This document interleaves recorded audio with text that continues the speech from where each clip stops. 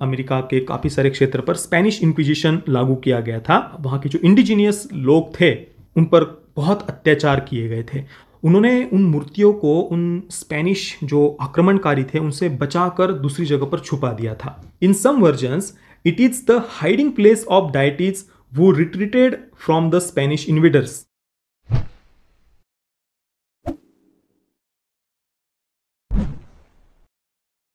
ओम नारायण नारायण नारायण नारायण। सब मित्रों को राम राम। दोस्तों कैसे हैं आप सब। दोस्तों आज के विषय पर हम चर्चा करें उससे पहले जो भी नए मित्र वीडियो देख रहे हैं प्लीज चैनल को सब्सक्राइब कर दीजिए और वीडियो को लाइक और शेयर करना बिल्कुल भी मत भूलना।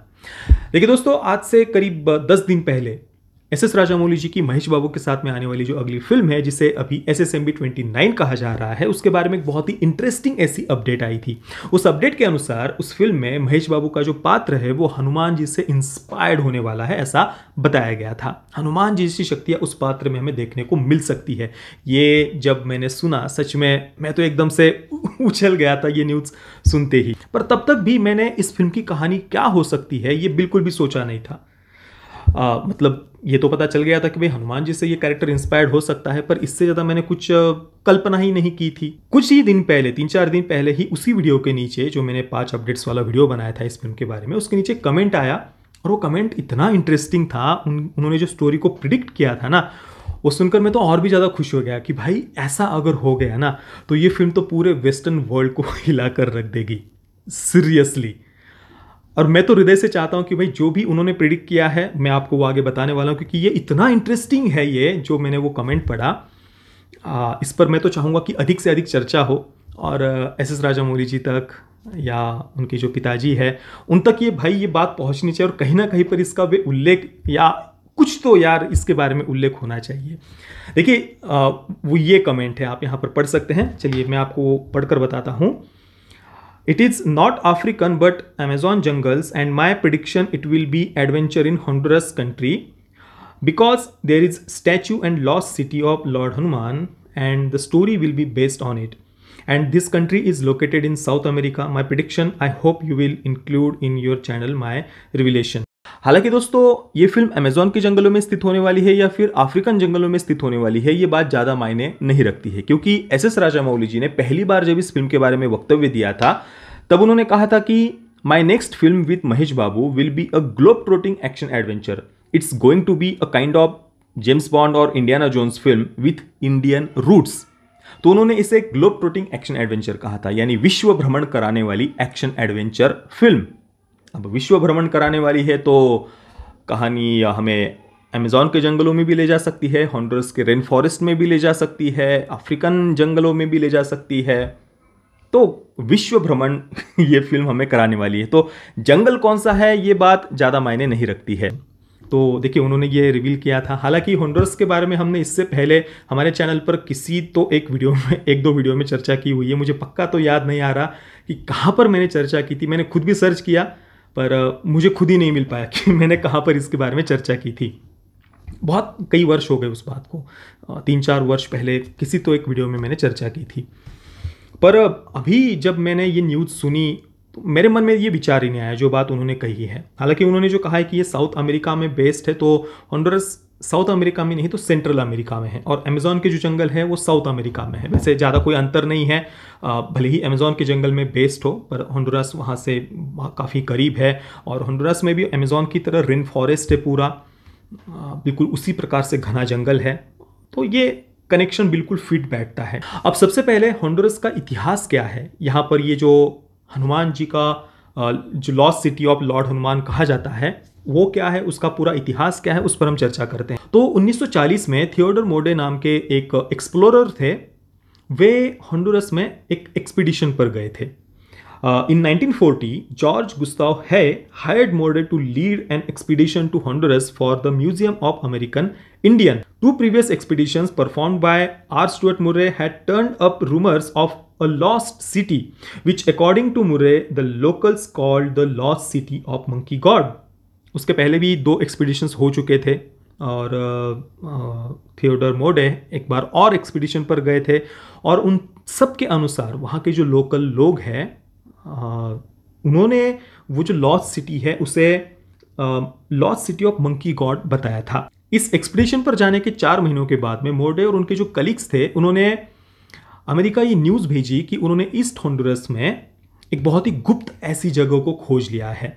Saint news of a great find, city of the monkey god is believed located, expedition report success in Honduras expedition, read the headline of the New York Times. उस समय न्यूयॉर्क टाइम्स में ये पूरी हेडलाइन के साथ में ये न्यूज़ छापी गई थी।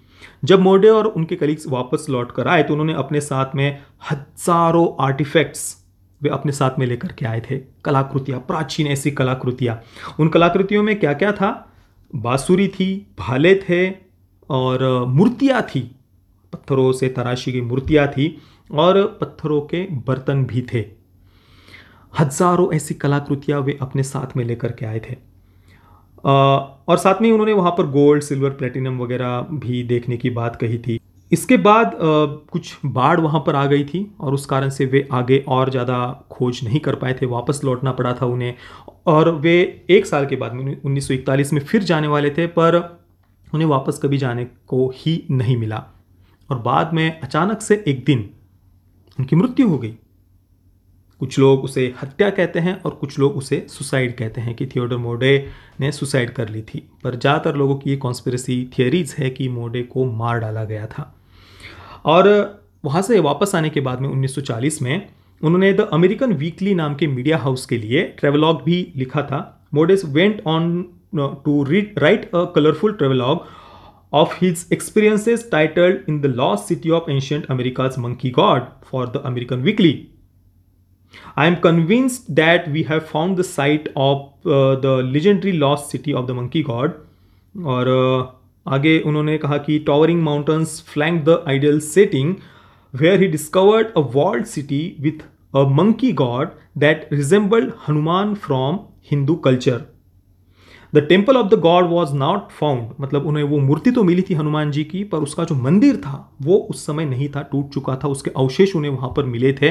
और वहाँ के जो लोकल गाइड है, पाया समुदाय के एक वहाँ के लोकल गाइड थे, उन्होंने बताया कि उन्होंने उस मंदिर का पूरा वर्णन बताया था कि कैसे ये मंदिर था, और उनके पूर्वजों ने पीढ़ी दर पीढ़ी ये जानकारी उनके आगे वे शेयर करते गए थे कि ऐसा ऐसा यहाँ पर ये मंदिर था जिसे वे मंकी गॉड कह रहे हैं। और थियोडोर मोर्डे ने स्वयं ये कहा कि वे बिल्कुल हिंदू कल्चर में जो हनुमान जी है, हिंदू संस्कृति में बिल्कुल उनकी ही तरह वो मूर्ति थी। और इसके बाद जैसा कि मैंने कहा, थियोडोर मोर्डे कभी भी हॉन्डुरस अपने एक्सपीडिशन को आगे बढ़ाने के लिए नहीं जा पाए, और अचानक से एक दिन उनके ही घर में उनका शव मिला, जिसे बाद में सुसाइड बता दिया गया।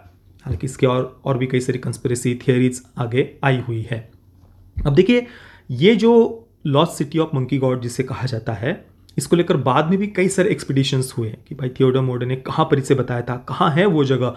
कई सारे एक्सप्लोरर्स समय समय पर वहाँ पर गए हैं, और कुछ एक्सप्लोरर्स के अनुसार थियोडोर मोर्डे ने जिस शहर का वर्णन किया था वो ला सिउदाद ब्लांका है। ला सिउदाद ब्लांका नाम की एक जगह है हॉन्डुरस में ही, और वहाँ पर भी ऐसे ही प्राचीन सभ्यता के कई सारे अवशेष आज भी देखने को मिलते हैं। हालांकि कुछ दूसरे एक्सप्लोरर्स हैं, वे ये नहीं मानते हैं। उनका कहना है कि भाई थियोडोर मोर्डे ने जो भी कुछ बातें कही थी वो काल्पनिक थी, ऐसी कोई सिटी शहर उन्हें नहीं मिला था, और ला सिउदाद ब्लांका अलग है। और वो पुस्तक थी डगलस प्रिस्टन की।